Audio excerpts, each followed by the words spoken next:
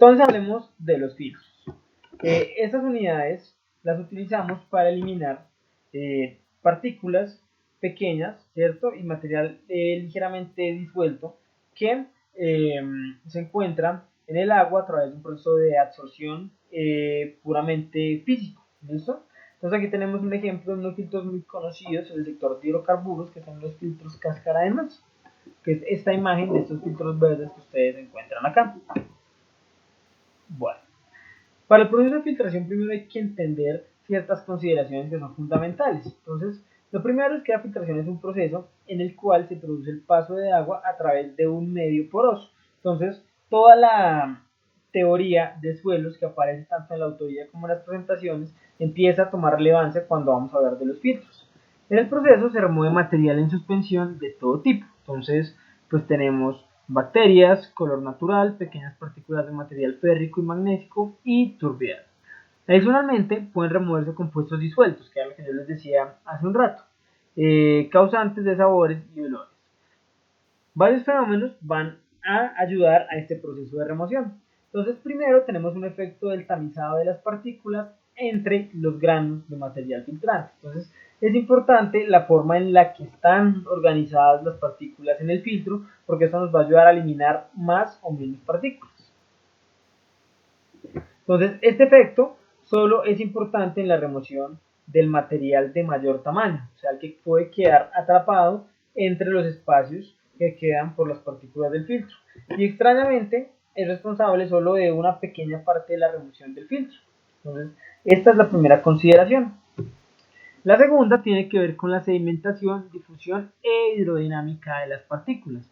Entonces, pues si hablamos de difusión, pues tenemos el paso de menor a mayor concentración, de mayor a menor concentración, entonces estamos mirando cómo pasan las partículas a través de un agua que está sumamente cargada a un filtro que tiene menor concentración de partículas. Y si hablamos de la hidrodinámica, pues se van a generar corrientes de flujo a través de los intersticios que les permite dejar libre el filtro, ¿sí?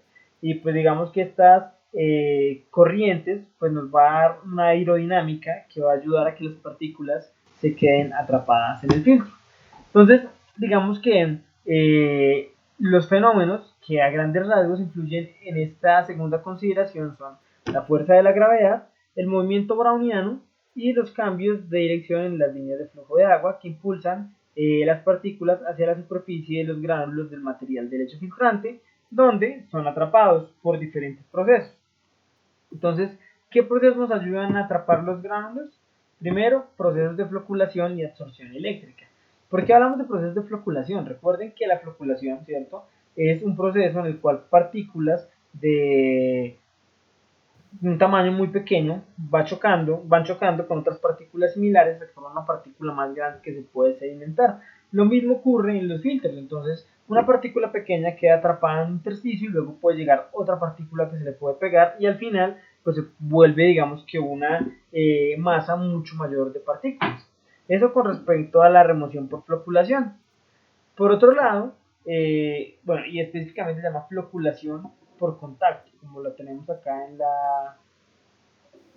la diapositiva. Pues aquí dicen que este fenómeno se llama floculación por contacto. Por otro lado, las partículas se pueden adherir a través de relaciones de fuerzas electrostáticas que se explican sobre todo con las fuerzas de Van der Waals. Entonces, esto está asociado al proceso de absorción eléctrica. Recuerden que hay dos procesos que son absorción y adsorción. Absorción con B simplemente es un traspaso difusivo, ¿cierto?, de mayor a menor concentración y pues va aumentando la cantidad de masa que se queda dentro, digamos que una membrana, dentro de un volumen de control, mientras que si hablamos de absorción son partículas que se van quedando pegadas a la superficie. Adicionalmente, tenemos otro factor que es la remoción de materia orgánica coloidal disuelta por microorganismos. Esto no aplica tanto para agua potable, pero se aplica mucho para aguas residuales, porque pues cuando el agua contiene materia orgánica y la velocidad dentro del lecho filtrante es pequeña, entonces se desarrollan comunidades microbianas en la parte superior del filtro, o sea, una capa biológica y pues estos microorganismos se van a alimentar de la materia orgánica que contiene el agua, entonces pues la van a limpiar, van a remover las concentraciones de DBO. Particularmente pueden absorber algunos compuestos inorgánicos requeridos para el desarrollo de la masa biológica. Eso no aplica tanto para agua potable, pero es una consideración para tener en cuenta. Bueno, entonces tenemos dos tipos de procesos de filtración a grandes rasgos. Tenemos filtración rápida, que es la filtración que se utiliza convencionalmente en los procesos de plantas de tratamiento grandes, ¿sí? Y tenemos la filtración lenta, que es un proceso que se ha usado como desde la época de los babilonios, pero que todavía tiene bastante vigencia, sobre todo en poblaciones que tienen escasos recursos. Entonces, el comportamiento de la filtración, ya sea rápida o lenta, se describe por medio de la ley de Darcy. La ley de Darcy nos relaciona la velocidad por la cual va pasando el agua a través de los intersticios de los filtros en función de una constante que pues, en este caso la vamos a representar también como nuestra permeabilidad o la capacidad, digamos que el volumen de vacíos que tiene el filtro, por una relación asociada a la altura piezométrica, o sea, la cantidad de energía que va perdiendo el agua mientras va pasando por el filtro, y a la longitud del estrato del lecho filtrante. Entonces, aquí tenemos que ver la velocidad de acercamiento del agua al medio filtrante, la cual para ese tipo de unidades está en el orden de magnitud de 120 metros cúbicos por metro cuadrado al día. Entonces vean que estos valores que tenemos acá son realmente cargas hidráulicas superficiales. Nos estamos mirando cuánta agua cae sobre el filtro, ¿cierto? Cuánta agua cae sobre el filtro en un día. Entonces, si pueden recordar lo que hacíamos tanto con el desarenador como con los sedimentadores, tenemos unidades de metro cúbico sobre metro cuadrado por día. Y es lo mismo que tenemos acá, 120 metros cúbicos sobre metro cuadrado por día. Quiero que tengan en cuenta este orden de magnitud. ¿Listo? Bueno, por otro lado, K viene siendo la constante de permeabilidad del medio. Y H pues representa las pérdidas hidráulicas a causa del movimiento del agua dentro de los intersticios del filtro. L pues va a ser la longitud del medio filtrante. Si ustedes recuerdan el experimento de Darcy, lo que este hombre hacía era coger una tubería, llenarla de dos arenas diferentes y ponía un piezómetro acá y otro piezómetro acá. Entonces, pues obviamente, si él medía la profundidad, entonces aquí tenemos H1, acá teníamos H2, pues iba a haber una pérdida, ¿cierto? Pues a causa de la energía que el agua, valga la redundancia, pierde al pasar en esta dirección por los intersticios que da la arena. Entonces lo que él hacía era medir cuál era la longitud que había entre cada uno de los piezómetros y con esto planteaba esta ecuación. Entonces la velocidad iba a ser acá, que es una relación de permeabilidad proporcional o digamos que depende de cada uno de los materiales, en este caso de las arenas que estaba utilizando, por H, ¿cierto? Que vendría siendo pues realmente delta H, la diferencia entre la altura piezométrica medida al principio, en el punto 1, y la altura piezométrica medida en el punto 2 con respecto a la longitud. Ahora, si esta ley de Darcy la llevamos a un filtro, pues vamos a tener esta misma tubería, pero acostada, ¿listo?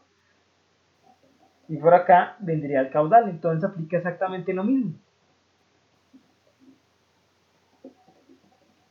Longitud, área transversal, H y L. ¿Listo? Bueno. Por otro lado, si hablamos de filtración rápida, la filtración rápida se caracteriza porque tenemos un lecho filtrante conformado por varios materiales. Entonces aquí tenemos el medio filtrante y un soporte de grava. ¿Cómo funciona esta estructura? Por acá ingresa el agua, esta es la dirección de flujo. Pasa el agua a través del medio filtrante. Tenemos una tubería para recolección de lodos. En caso de que tengamos que hacer un proceso de lavado, en este caso acá tenemos una válvula que nos mantiene cerrada esta tubería, entonces toda el agua tiene que pasar por el lecho filtrante. Después de ser filtrada pasa por una tubería muy pequeña y se acumula en un tanque de almacenamiento.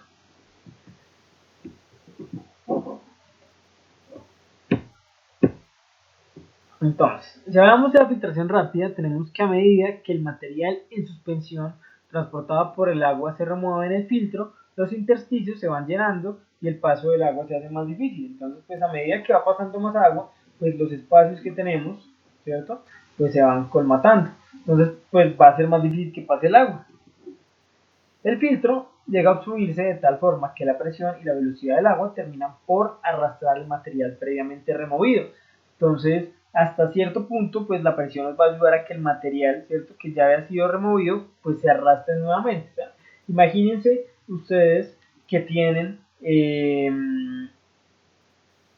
¿cómo lo podríamos poner? Imagínense que tienen ustedes una manguera, ¿cierto? Tienen una manguera conectada a una botella, ¿sí? Y en algún momento están pasando piedras por la manguera y empiezan a quedar piedras en esta zona de acá. Sin embargo, ustedes siguen mandando esto con muchísima fuerza. Pues en algún momento esto va a tener mucha fuerza y pues va a pasar la piedra, ¿cierto?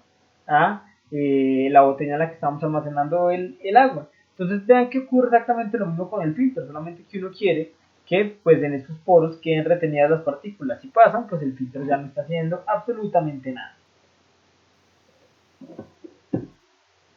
Bueno, entonces, antes de que esta situación se dé, pues las pérdidas hidráulicas pueden haber reducido considerablemente el caudal, ¿cierto? No están permitiendo que el agua pase a través del filtro. Y si las cabezas, pues bueno, esto suponiendo que las cabezas de entrada y salida sean constantes. Por otro lado, si el filtro se opera con un caudal constante, las pérdidas hidráulicas pues, se pueden volver excesivas. Entonces tenemos aquí una acomodación de las partículas para una filtración ideal. Vean que las partículas de mayor tamaño deben quedar en la parte superior del filtro y las de menor tamaño en la parte inferior.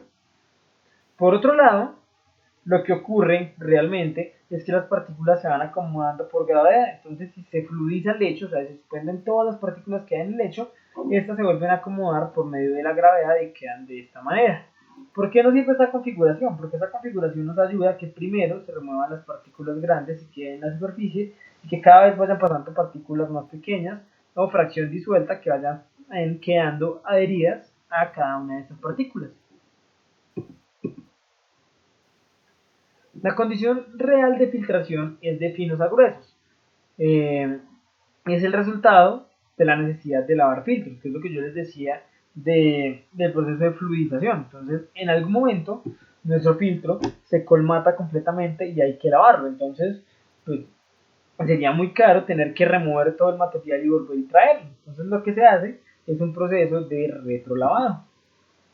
Entonces, la forma más simple y económica de remover la suciedad acumulada de un filtro es revertir el flujo de agua a través de altas velocidades que fluidicen el lecho filtrante, o sea, lo que nosotros llamamos un retrolavado. Sin embargo, pues el retrolavado genera una estratificación de agregados finos a gruesos, ¿cierto? Porque pues las partículas se suspenden y se sedimentan pues de acuerdo a su tamaño, ¿no? Entonces, este es el proceso de retrolavado. Vean que el medio filtrante estaba compuesto por una mezcla entre antracita y arena, pero cuando nosotros devolvemos el agua desde el tanque que está almacenando el agua filtrada, o sea, cuando devolvemos el agua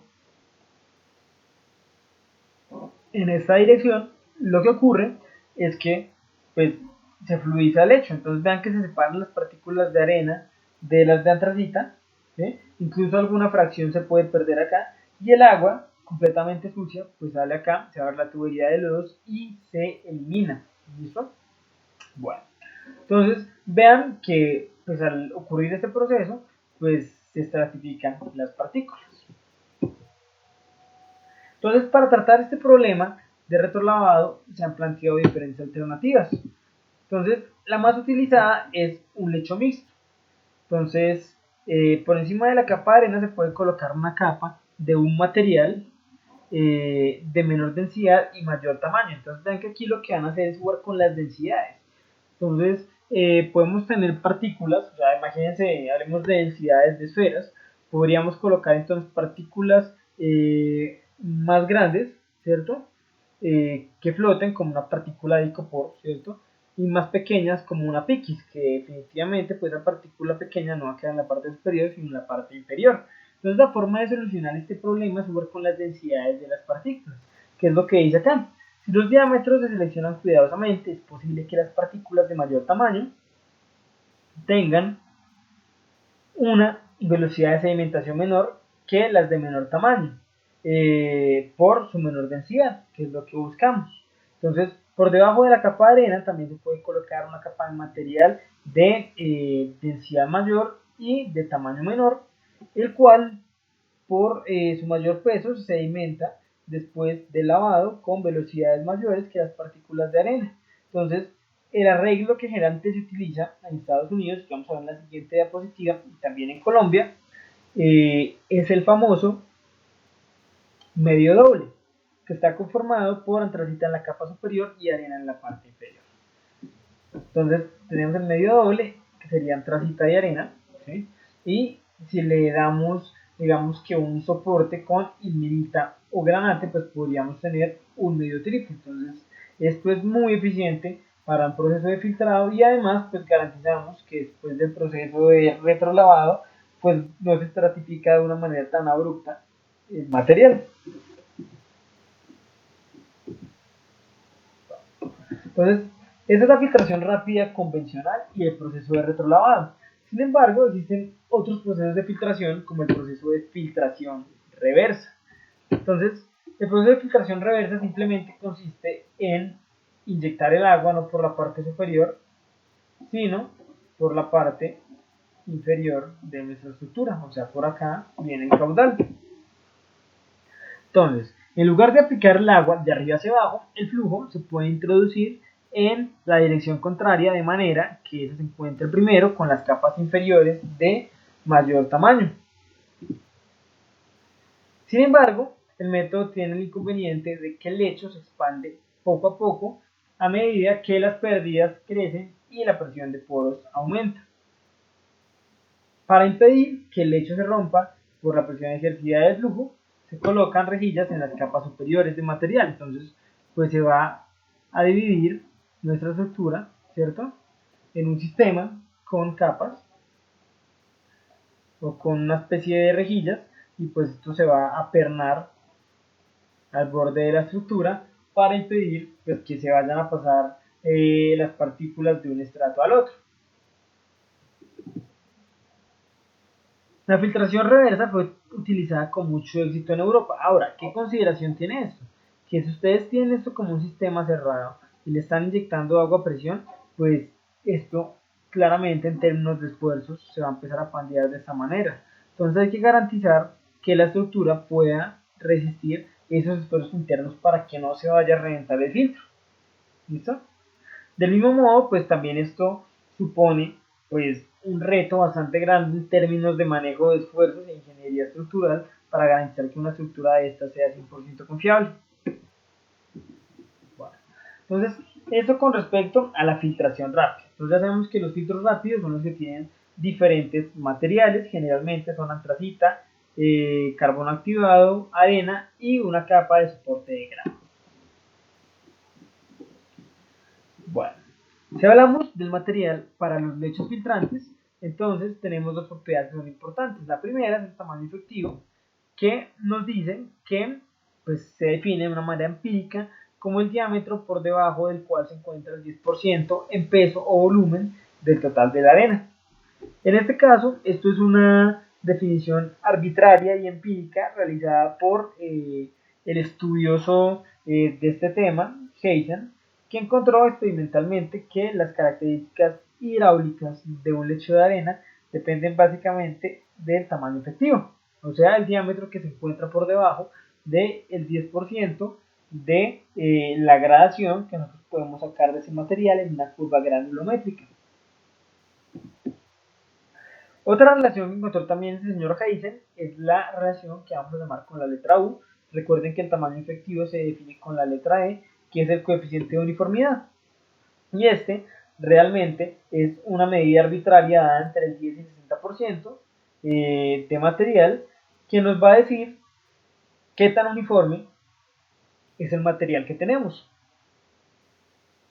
En teoría, nosotros deberíamos buscar siempre condiciones de material uniformes para garantizar un buen proceso de filtrado, por lo menos en cada uno de los estratos.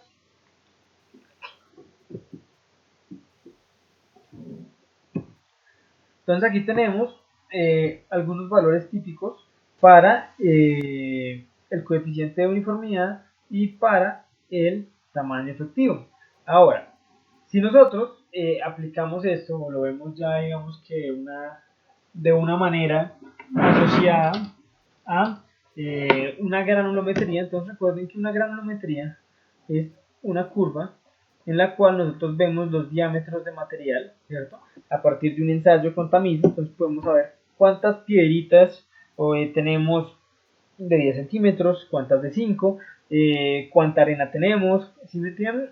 Entonces, pues obviamente nosotros tenemos aquí un porcentaje, ¿cierto? Del material total en el eje Y y en el eje X pues tenemos los diámetros de las partículas. Cuando hablamos de estas relaciones, pues al final vamos a obtener una curva granulométrica de estas características. ¿Listo? Entonces, digamos que va a ser algo de esta forma. Entonces tenemos nuestra curva granulométrica y tenemos que ubicar nuestras dos relaciones que son el coeficiente de uniformidad y el tamaño efectivo. Entonces nos dicen que el coeficiente de uniformidad corresponde al 10%. Entonces uno viene y busca en su curva donde está el 10%. Viene acá, esta vaina pega acá. Y esto corresponde a un diámetro que lo vamos a llamar E. ¿Listo? Ahora, lo otro que queremos saber es el coeficiente de uniformidad. El coeficiente de uniformidad está en la relación entre el 10% y el 60%. El 60% ustedes lo pueden ubicar acá en la gráfica. ¿Listo? Entonces van, buscan dónde pegan su curva granulométrica y esto les da por acá. Entonces aquí les da U y les da E. Entonces aquí pues nosotros podemos ver la relación que hay, ¿cierto? Y pues si no hay mucha diferencia entre E y U, pues tenemos un material que es bastante uniforme, ¿cierto? Porque la distribución entre el 10 y el 60% es muy pareja. Situación que pues no ocurriría si tenemos una curva más acostada, ¿cierto? En la cual pues vamos a tener una mayor distancia entre los diámetros que corresponden al tamaño efectivo y los que nos dan el coeficiente de uniformidad. Y vean que esto es exactamente lo mismo que aparece en estos valores típicos que tenemos en esta tabla dada del libro de Sergio Barrera. Entonces vean que tenemos para un filtro que únicamente tenga arena, entonces nos dicen que la altura recomendada debe ser de 70 centímetros. Nos dicen que el coeficiente de uniformidad debe estar entre 0.35 y 0.5, entonces es 0.5, el típico, el promedio, y el tamaño efectivo. Y el coeficiente de uniformidad U típico debe ser 1.5. Entonces, pues, imagínense que esto sea acá 0.5 y esto 1.5. ¿Listo? Y aquí pues podemos mirar esta relación también para un filtro doble y para un filtro triple. ¿Listo? Este filtro sencillo que tenemos acá, pues vamos a llamar como un filtro lento, o sea, contiene únicamente arena.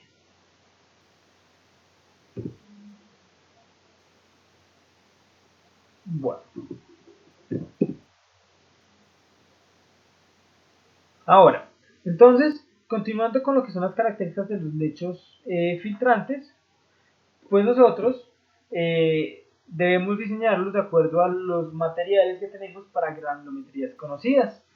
Muchos suelos granulares o muchos suelos son de origen granular y se acomodan bastante bien a una distribución normal, como lo que se puede ver acá. Entonces, vean que acá ustedes pueden observar en esta gráfica donde se ubican los valores que requerimos para encontrar la gradación apropiada de arena para nuestro filtro. ¿Listo? Entonces aquí tenemos un pequeño ejercicio que les voy a dejar en la diapositiva. Esto no hace parte, digamos, del entregable, ¿sí? Pero si en algún momento ustedes necesitan encontrar el tamaño específico de las partículas que van a ser parte de su filtro, pues en ese caso ustedes pueden incluso extrapolar la información correspondiente a una arena conocida para encontrar su gradación ideal. Entonces, Es un ejercicio que tiene como 5 diapositivas basado en este ejemplo que tenemos acá. Los voy a dejar para que ustedes lo repasen y al final pues esto nos permite encontrar la zona útil, ¿cierto? De una arena que tenemos que está expresada. Entonces voy a pintar acá con el resaltador la arena original viene siendo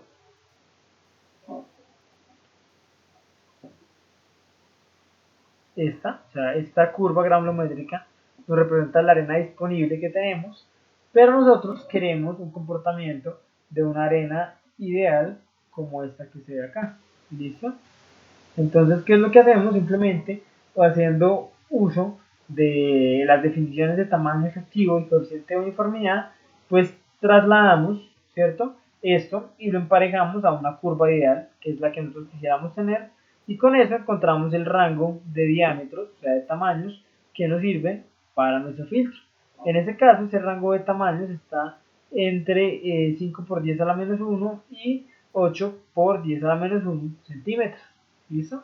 Entonces, esto de acá, este espacio bajo la curva, definido por la línea roja y la línea verde, nos va a decir a nosotros pues cuáles son los tamaños de arena que podemos utilizar en nuestro filtro.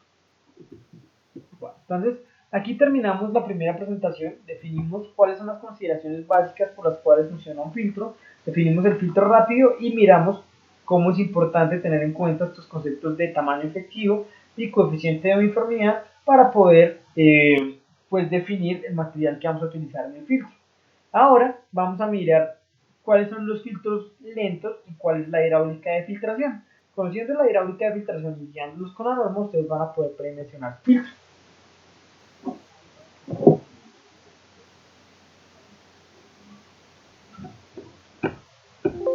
Bueno, pues vamos a pasar a la siguiente presentación.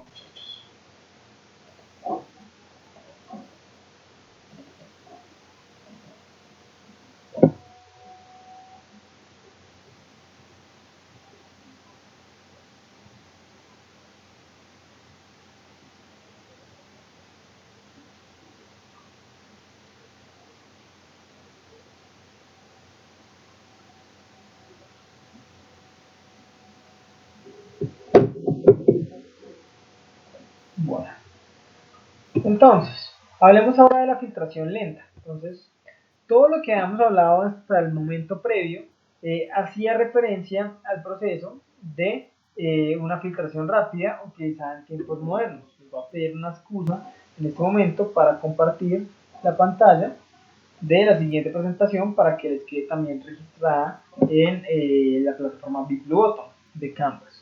Entonces, todo lo que hemos hablado hasta el momento hacía referencia a lo que es una filtración rápida. Sin embargo, pues las primeras unidades construidas de filtración utilizadas para caudales bajos, y cuando hablamos caudales bajos son del orden de magnitud de 10 metros cúbicos sobre metro cuadrado por día. Entonces vean que esas son unas cargas de aplicación de agua, ¿cierto? Unas cargas hidráulicas superficiales muchísimo más bajas. Recuerden que el orden de magnitud que yo les di en la diapositiva anterior era de 120 metros cúbicos sobre metro cuadrado por día. Entonces, pues aquí esto nos da una, digamos que una idea de por qué este proceso se llama filtración lenta y el otro se llama filtración rápida. Sencillamente, el otro tiene una capacidad de pasar muchísima más agua por el proceso. Bueno, entonces, estos filtros lentos consistían en un filtro de arena sobre el cual se formaba una película biológica rica en bacterias y protozoos, la cual era capaz de remover valores considerables de materia orgánica. Ese tipo de unidades filtrantes no se lavan periódicamente, simplemente lo que se hace con estos filtros es raspar la superficie. ¿Listo? Entonces se raspa la capa superior de la superficie para remover la película biológica y dejar que esta vuelva y crezca, y esto nos ayuda a eliminar, pues digamos que a depurar, ¿cierto? La capa superior, pero pues vuelven y crecen estos microorganismos y nos ayudan a depurar el agua. Hoy en día es un proceso muy utilizado en zonas pequeñas poco desarrolladas. Entonces, Vean que todavía tiene vigencia porque en comunidades pequeñas, con pocos recursos, eso tiene gran validez. Bueno, entonces, si hablamos de la filtración lenta, podemos tener un esquema muy sencillo como este. Simplemente una caneca a la cual le ponen arena fina, luego un poco de arena gruesa y una grava que pues no va a tener, digamos que tanta eficiencia en términos de remoción por el proceso de filtración, pero que nos va a ayudar a dar el soporte de nuestro filtro. Aquí tenemos ese pequeño esquema. Listo. Entonces ya tenemos filtración lenta y filtración rápida.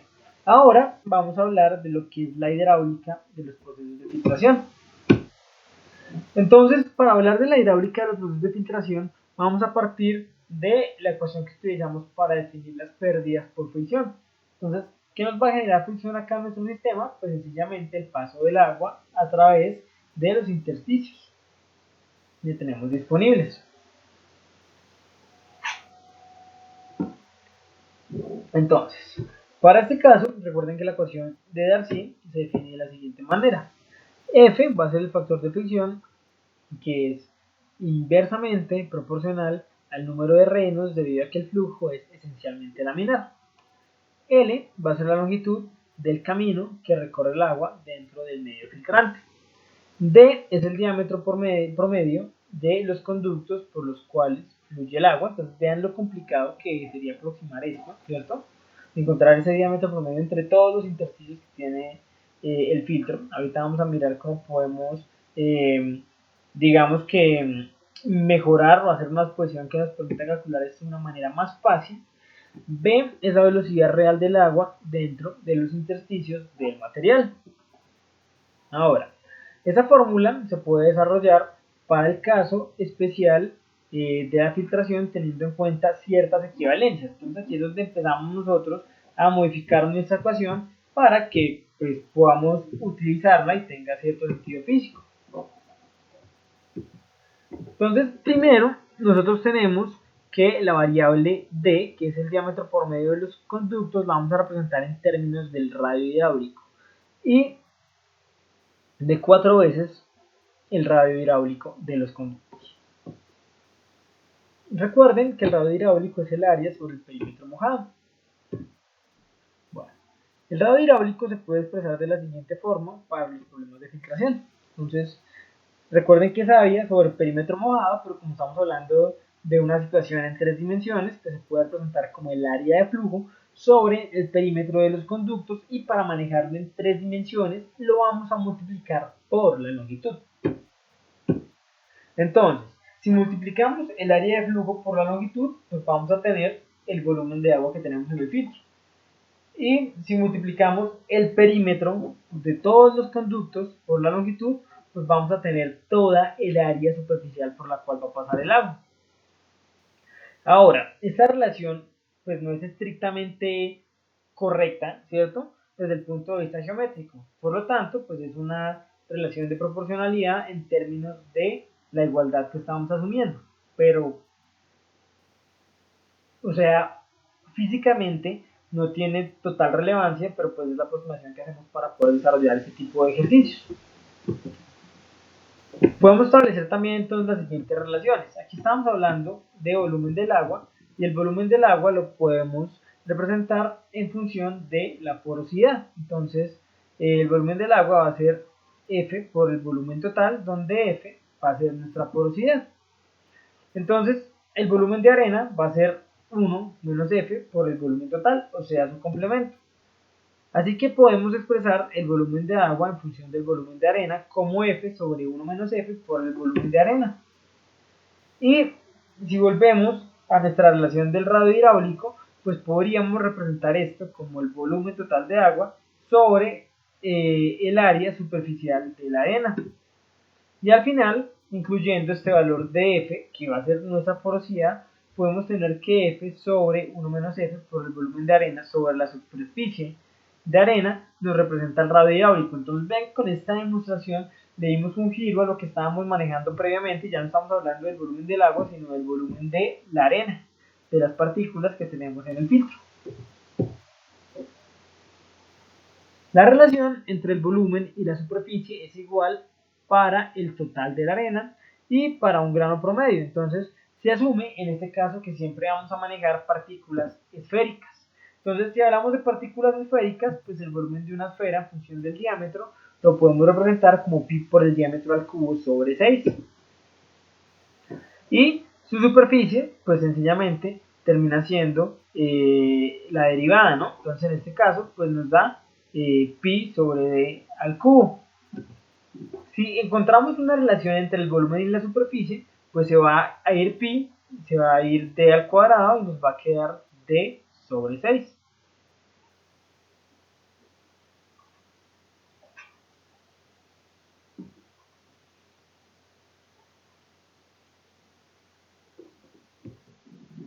Bueno, entonces, esto para partículas no esféricas, entonces el diámetro se reemplaza por el de una esfera de igual volumen. ¿Listo? Entonces, vean que nosotros hacemos la aproximación de que estamos trabajando con un filtro que funcionaría como una piscina de bolas, ¿no? Con todas las bolas del mismo diámetro, ¿sí? Pero pues realmente eso no ocurre. Pero para darle, digamos que, un sentido físico, ¿cierto? Pues en este caso, asumimos que una partícula que tiene esta forma, pues se puede aproximar a una esfera, ¿cierto? Que tenga exactamente el mismo volumen. O sea, todo este volumen que está acá dentro de esta esfera, pues se hace el machetazo, ¿cierto? De aproximar esta partícula a este volumen de la esfera. Bueno, entonces para esto pues utilizamos una relación que es la relación de la esfericidad. La esfericidad eh, La esfericidad es es una relación, ¿cierto? Una relación que nos permite definir qué tan aproximada es la partícula si tomamos como referencia una esfera. Entonces, pues si la partícula es completamente esférica, pues la esfericidad es 1. De ahí para abajo, pues vamos a ir disminuyendo ese valor. Entonces aquí tenemos unos ejemplos. ¿Listo? Entonces, eh, tenemos una partícula con una esfericidad de 1, ¿cierto? Entonces completamente circular, como la que se puede ver acá, que es la partícula A. Entonces, en este caso, pues nuestra porosidad es de 0.38 para esta esfericidad. Después podemos tener material redondeado y vean que a medida que se va cambiando el comportamiento del material hasta llegar a un material molido, pues tenemos una esfericidad del 70%. Y vean que pues obviamente si tenemos una menor esfericidad, pues vamos a tener una mayor porosidad, o sea, una mayor relación de espacios, ¿cierto? O de intersticios, porque pues las partículas no van a cerrar, digamos que de una manera completa, ¿no? Entonces pues va a haber más espacio entre ellas y va a pasar más agua.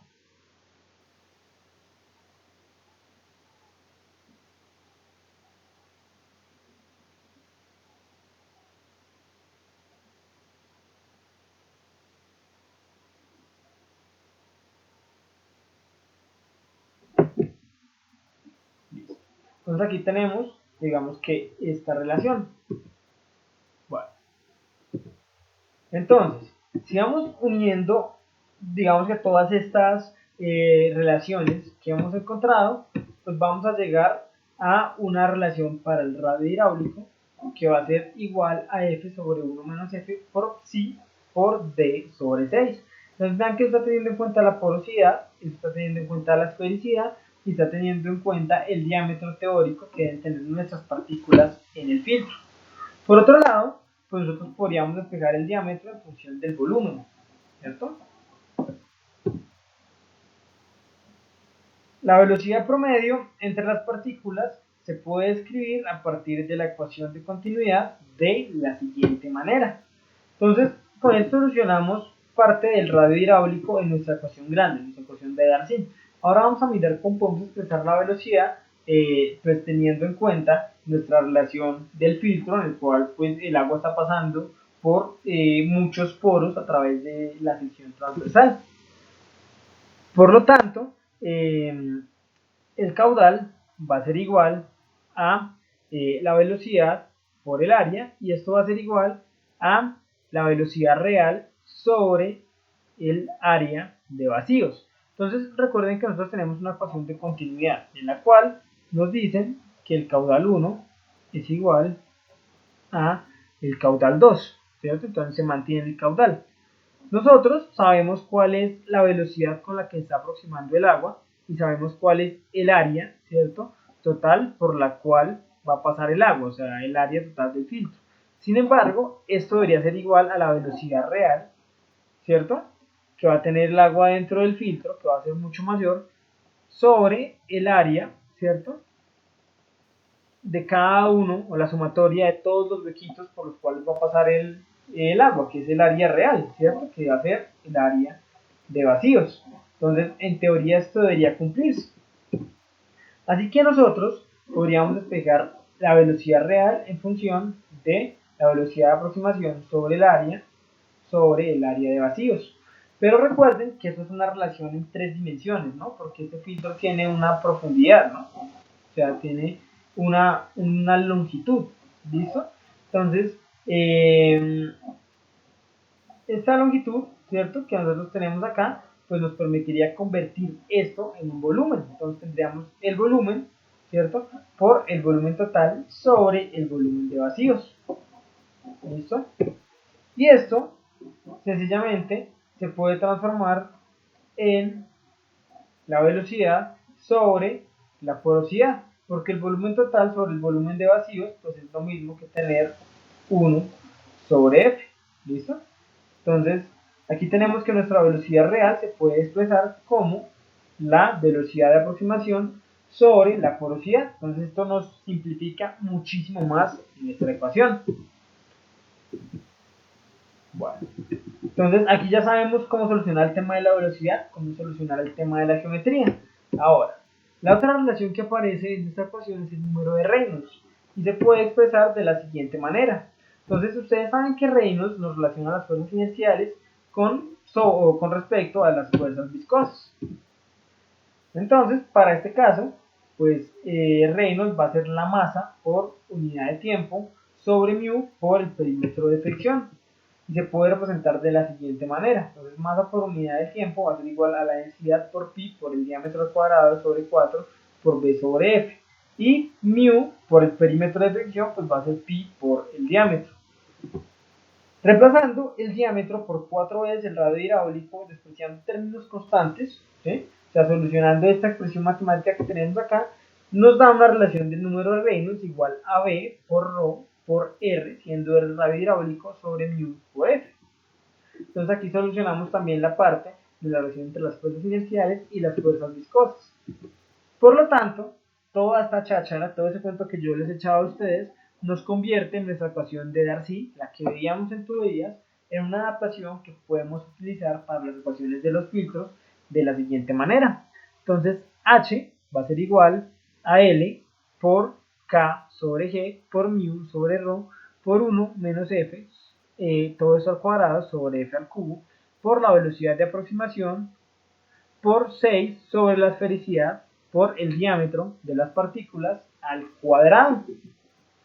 Ahora, esto en caso de que tengamos, digamos que un lecho constante, aproximamos todas las partículas al mismo diámetro, ya que eso aplicaría para un filtro lento, ¿cierto? O para un filtro rápido, pero que todas las partículas tengan aproximadamente el mismo tamaño, y digamos que en condiciones ideales. Ahora, ¿qué es lo que pasaría si el lecho se estratifica por un lavado inverso? Pues si el lecho se estratifica, pues vamos a tener que encontrar unas pérdidas, ¿cierto? Para cada uno de los nuevos estratos. Entonces, en este caso tendríamos un H, ¿cierto? Para todo el filtro. Y en este caso, pues tendríamos un HI para cada uno de los estratos. Entonces aquí tendríamos HI más 1 y HI más 2 en caso de que se haya estratificado en 3 estratos diferentes.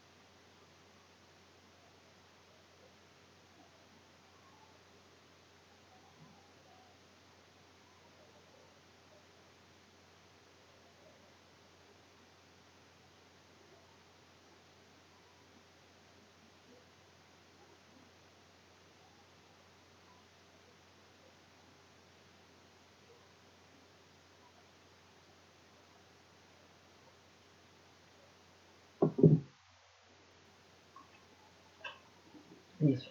Espera por la pausa para tomar alguito y continuar. Bueno. Entonces, vean que pues aquí podemos aplicar esto también para cada uno de las longitudes, ¿no? L1, L2, L3. Entonces aquí tenemos pérdidas en el filtro, ¿cierto? Para un único lecho y pérdidas en el filtro para un lecho estratificado posterior a un proceso de retrolavado.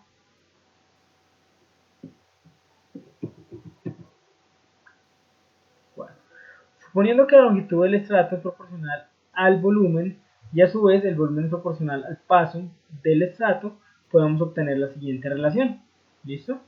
Y pues importante, aquí había unas variables que ustedes no conocían, la que no conocían era acá y es una constante empírica conseguida pues a través de procesos de investigación de filtros, la cual tiene un valor de 0.5. Entonces ya conocen todos los términos, la esfericidad, el diámetro de la partícula, la porosidad, recuerden que depende de cada uno de los materiales, la densidad y la viscosidad dependen de la temperatura del agua y K siempre va a ser 0.5. Entonces se vuelve algo muy sencillo encontrar las pérdidas por fricción.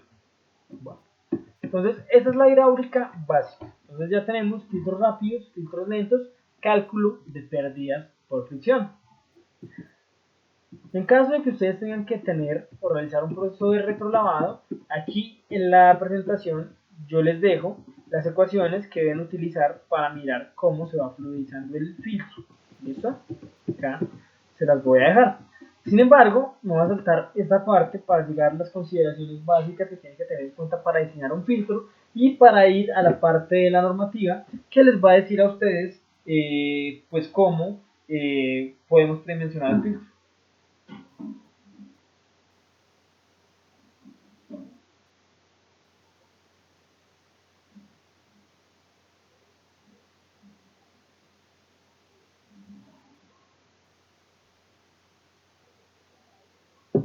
Bueno, entonces, la primera consideración es que los parámetros determinantes de calidad del proceso de filtración son la calidad del agua, la efectividad de limpieza del lecho, la carga hidráulica, la profundidad del lecho y la granulometría del lecho filtrante. La segunda consideración es que las aguas de muy buena calidad no requieren filtros de gran capacidad debido al poco material de suspensión que se debe remover.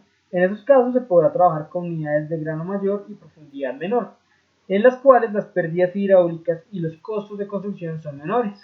Por otra parte, si el agua tiene una alta turbidez, las cantidades de material en suspensión que se deben remover en los filtros son altas. En este caso, se requerirán unidades de grano más pequeñas para aumentar el área de remoción y de mayor profundidad con los consiguientes sobrecostos de la construcción y operación. La consideración 3 nos dice que la tasa de aplicación de agua por unidad de superficie, o sea, la que nosotros estamos llamando velocidad de aproximación, que se da en unidades de metro cúbico sobre metro cuadrado por día, es importante debido a que a menor velocidad dentro del material filtrante, mayor será la posibilidad de que el material en suspensión se adhiera a las superficies de los granos. Una tasa de aplicación muy alta no permitirá igual remoción. Entonces, las tasas que se recomiendan son las siguientes. Entonces, bueno, la aplicación muy alta, bueno, las siguientes son algunas de las recomendaciones sobre la construcción y operación de unidades de filtración. Ahorita les digo cuáles son las tasas que se recomiendan, pero tengan en cuenta el orden de magnitud de 10 metros cúbicos sobre metro cuadrado por día para filtros lentos y de 120, un valor superior a 100 para filtros rápidos. Entonces, importante, como todas las unidades debe haber un criterio de redundancia, o sea, mínimo 2 unidades por planta para garantizar la operación en todo momento. Cuando se utiliza para lavado directamente pues, del agua producida por las demás unidades de la planta, se requiere un mínimo de 5 unidades. Por otro lado, la altura del lecho, incluyendo el soporte de grava, ya estamos hablando de filtro lento, filtro rápido, debe estar entre 1 y 1,20 metros. La altura de agua sobre la arena debe estar entre 1 y 1,50 metros, lo que nos da a nosotros pues máximo unos 30 centímetros de borde de agua. Y esa era la consideración que yo les decía. La carga hidráulica puede ser de 240 metros por metro cuadrado por día, que pues corresponde a la velocidad de acercamiento para un filtro rápido. La velocidad de acercamiento durante un proceso de retrolavado, vean que puede cambiar de una velocidad de 240 a una velocidad de 600 y 1400. Entonces, pues obviamente hay que meter el agua en sentido contrario con mucha mayor velocidad para poder desprender las partículas que se quedan adheridas al filtro. La consideración 9 nos dice que el tiempo de lavado reverso debe estar entre 3 y 10 minutos. Bueno, la consideración 11 nos dice que hay pues una larga lista de recomendaciones sobre la colocación de las canaletas y la resistencia química de la arena, ¿cierto? Y el material que utilicemos para las estructuras de recolección y falsos fondos. Entonces, esa parte es la que nos interesa acá, que tiene que ver con la normativa vigente.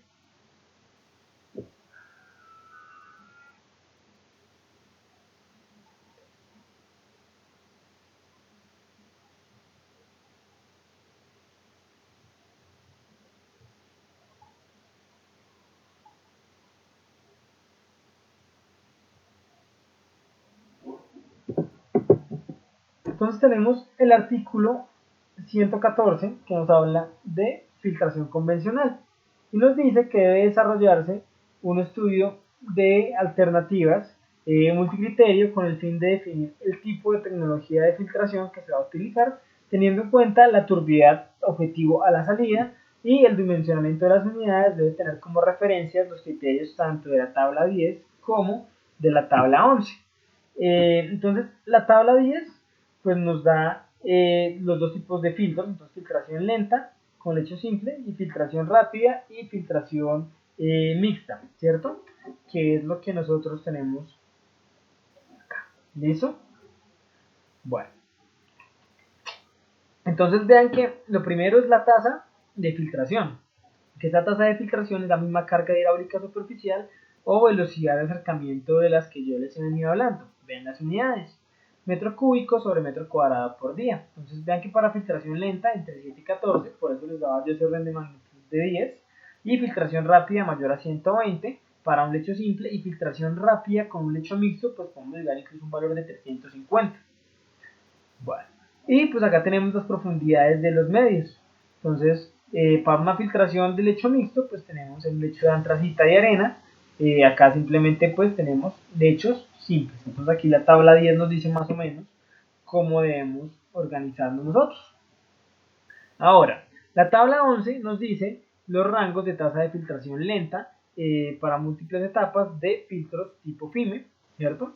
Entonces aquí tenemos otras características. A mí lo que me importa y pues lo que les va a servir a ustedes para su entregable, su actividad número 5, es lo que sale en esta tabla. Entonces ustedes sencillamente pues, conocen el caudal, ¿cierto? Entonces ustedes tienen el caudal que debería ingresar al filtro y ustedes saben pues cuál sería en este caso pues la tasa requerida, ¿cierto? O sea, conocen Q. Si ustedes recuerdan las relaciones que nosotros manejábamos o que aparecen en las presentaciones de procesos de sedimentación, pues la carga hidráulica superficial es igual al caudal sobre el área superficial. Para dimensionar su estructura, ustedes tienen que conocer esta área superficial. Ustedes conocen Q porque se los está dando la norma, que dependiendo del tipo de filtro puede estar entre estos valores, y conocen el caudal. Entonces, simplemente el área superficial va a ser igual al caudal sobre Q. Y lo otro que ustedes deben conocer es la profundidad del medio, pero vean que la profundidad del medio la tienen acá. Entonces, una vez ustedes tengan el área superficial por la profundidad del medio, pues van a tener el volumen. Entonces tienen un predimensionamiento muy sencillo del filtro. Ahora, ¿qué pasa? Si el área superficial les da muy grande, pues ustedes sencillamente lo dividen en varias unidades, que es lo que dice el ejercicio. Entonces, dividido en módulos. Pues si les da muy grande, lo dividen en 4 o 5 módulos.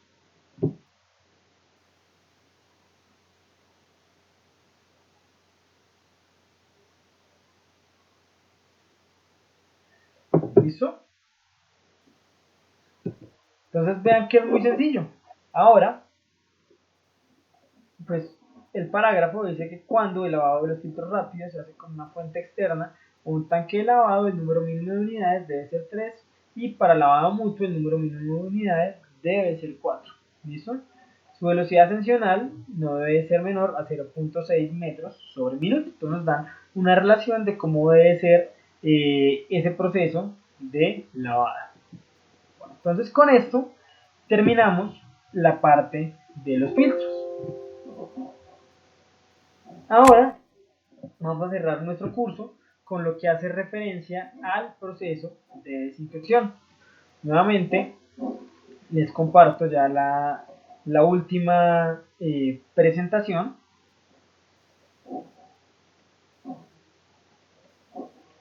Esta es acá.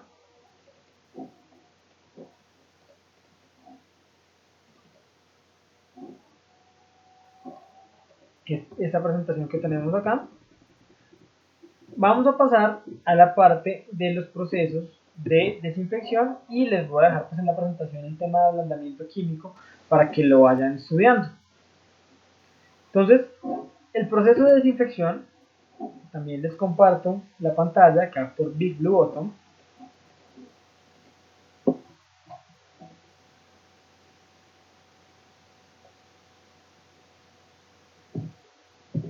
Entonces, el proceso de desinfección es la principal, bueno, en este caso, la principal fuente de contaminación de agua, digamos que teniendo efectos graves en la salud pública, está por la presencia de gérmenes y patógenos, la mayoría correspondientes o provenientes de materia fecal, pues que son, digamos que lo que va a generar la mayor cantidad de enfermedades, ¿no?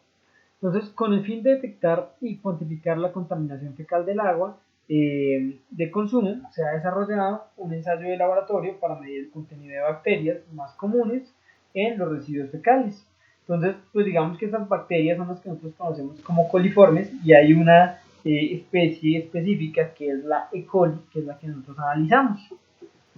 Entonces, nuestros procesos de desinfección se basan en utilizar algún agente que nos permita eliminar la presencia de esas bacterias, ya sea algo tan básico como un halógeno sumamente oxidante como el cloro o un compuesto como el ozono, que también es muy agresivo, o ya queremos una eliminación total, pues podemos buscar o valernos de procesos con radiación ultravioleta, etc. ¿Listo? Entonces, un dato histórico. El proceso de desinfección no fue introducido en el sistema de tratamiento hasta 1880, cuando Pasteur, que era el mismo que hizo todos los ensayos y prácticas de laboratorio que nos llevaron a nosotros a, digamos que, tener este desarrollo en la industria láctea tan importante, ¿sí? Pues él, digamos que, logró esos descubrimientos a partir de la utilización, digamos, de este tipo de bacterias. Entonces, pues esto pues nos empezó ya a dar una idea de cuáles eran estos microorganismos que dentro de nuestro organismo son muy buenos, pero digamos que en nuestro tracto digestivo, pero que cuando los consumimos pues nos generan muchísimo daño. Entonces podemos tener diferentes agentes desinfectantes que pueden eliminar estas bacterias. Puede ser el ozono, podemos tener sales como las que tienen permanganatos. El permanganato pues se utiliza con este tipo o tiene este tipo de ion, ¿cierto? Este anión MnO4. Los halógenos, ya les había hablado yo de los halógenos, son sustancias de la tabla periódica sumamente agresivas, sumamente oxidantes, como el cloro gaseoso, el cloro en forma de hipoclorito, el yodo y el bromo. Y pues aquí tenemos los halógenos en nuestra tabla periódica. La eficiencia depende de diferentes factores. En primer lugar, del tiempo de contacto y la concentración de desinfectante. Por eso es que muchas veces la unidad que se utiliza para realizar el proceso de cloración se llama tanque de contacto. La temperatura del agua, entonces a mayor temperatura, mayor velocidad en los procesos de desinfección. La turbidez del agua, entonces los gérmenes se pueden esconder dentro de esas partículas que están generando una turbidez. Las características químicas del agua, sobre todo el pH, recuerden que estamos hablando de unas situaciones de eliminación de agentes biológicos y pues para esto nos sirve el pH. Tipo de microorganismos, ¿cierto? Entonces pues la concentración inicial, también pues podemos tener incluso virus o quistes o amibas, o sea, ciertas especies que son incluso más resistentes que las bacterias normales que queremos eliminar, como la E. coli. Y pues también otra situación que hay que mirar es la permanencia de la especie desinfectante en, digamos que en el sistema de distribución de agua. Yo les hablaba a ustedes al principio de la clase del tema de el cloro residual. O sea, es importante que quede un remanente de desinfectante en la tubería hasta que el agua llegue a los usuarios para garantizar que ninguna especie pueda entrar al sistema e infectar pues, nuestra agua. Entonces, el proceso más utilizado es el proceso de cloración. Para realizar este proceso se utilizan sales de hipoclorito de cloro en forma gaseosa. Aquí tenemos la forma, digamos que la reacción química cuando entra el cloro en estado gaseoso con el agua y pues genera ácido clorhídrico y HOCl, que viene siendo nuestra especie desinfectante. Entonces, el ion cloruro presente en las moléculas de ácido clorhídrico HCl no tiene la capacidad de oxidación, puesto que ya capturó el electrón del átomo de hidrógeno. El cloro presente en el ácido hipocloroso, que va a ser nuestro desinfectante HOCl, no se ha reducido todavía y puede desarrollar una gran cantidad de reacciones de oxidación capturando electrones.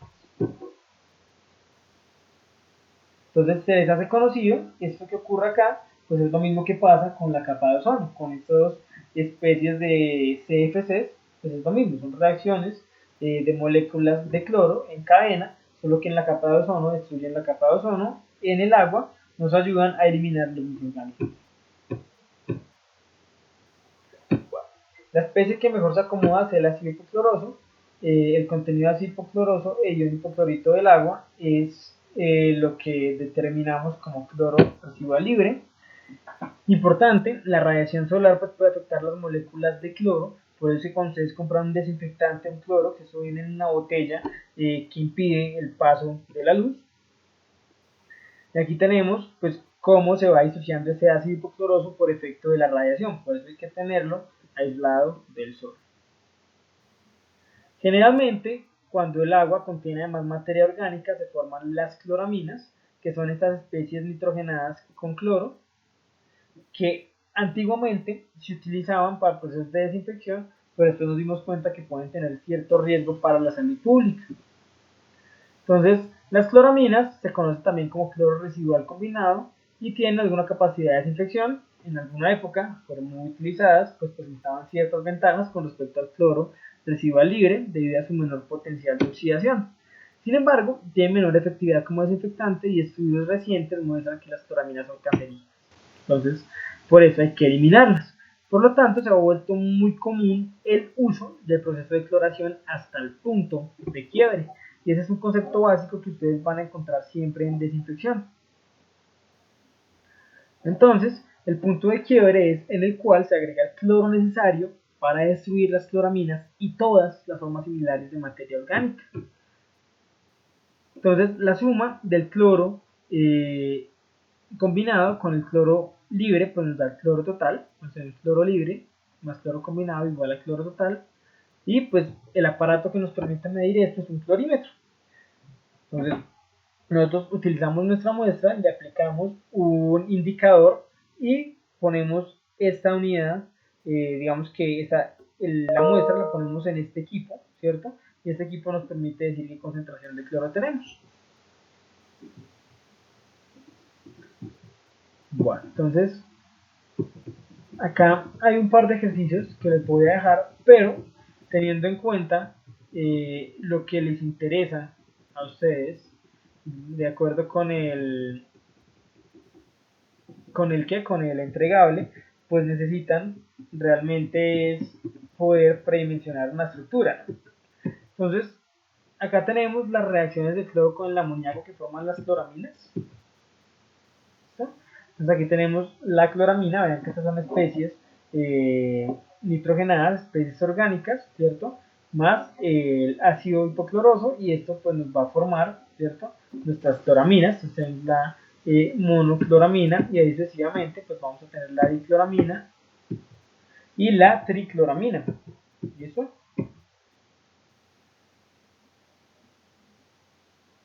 Entonces aquí tenemos también el porcentaje de cloro disponible en una reacción. Aquí tenemos todas las reacciones que se dan posiblemente por el cloro en el agua.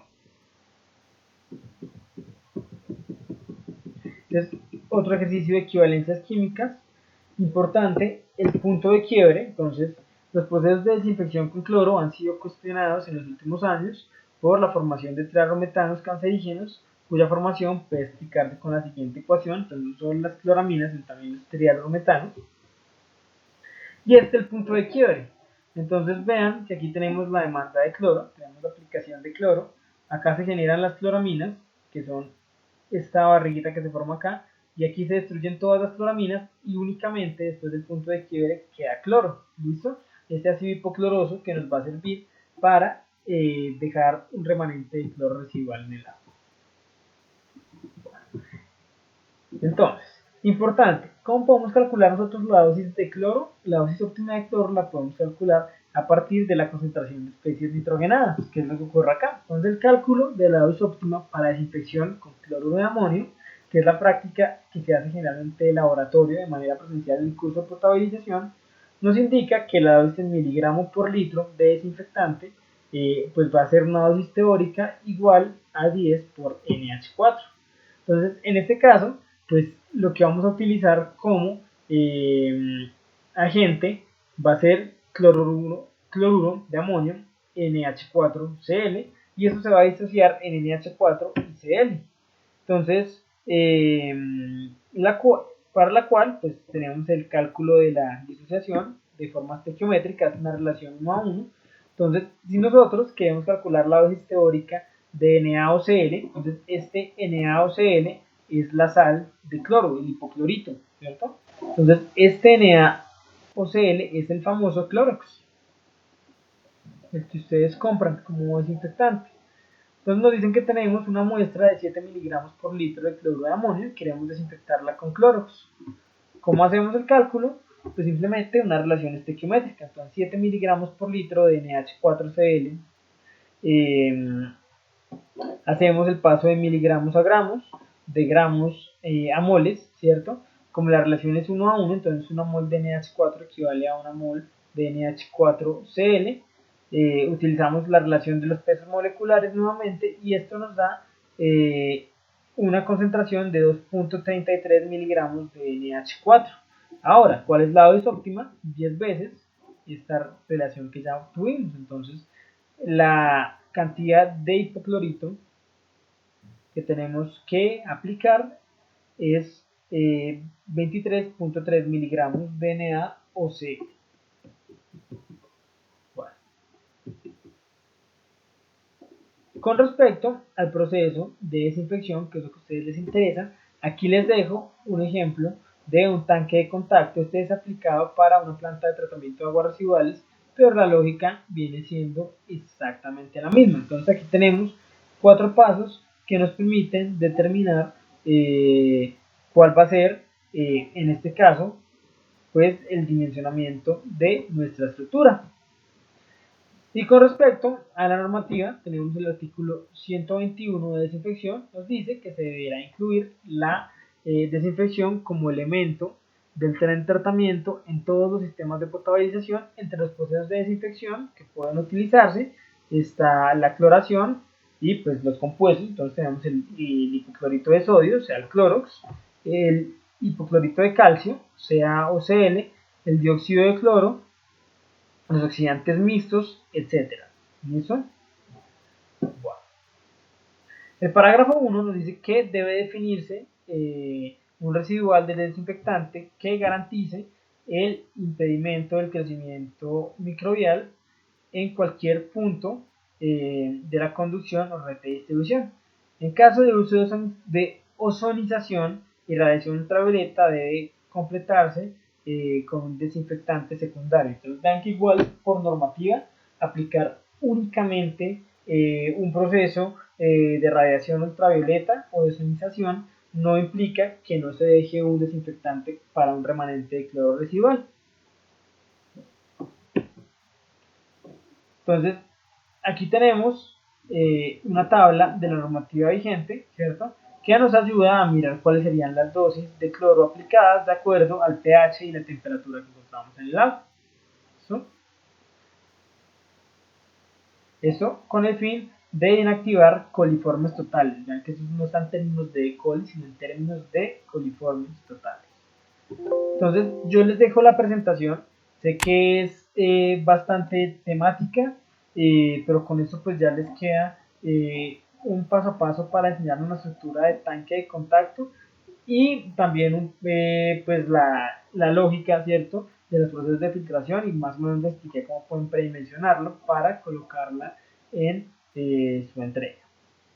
¿Listo? Bueno, muchachos, entonces, no siendo más, vamos a dar por finalizada la grabación. Recuerden que por correo electrónico los puedo atender, cualquier duda que se presente, yo estoy pendiente. Muchos éxitos en lo que queda de este curso virtual de contabilización.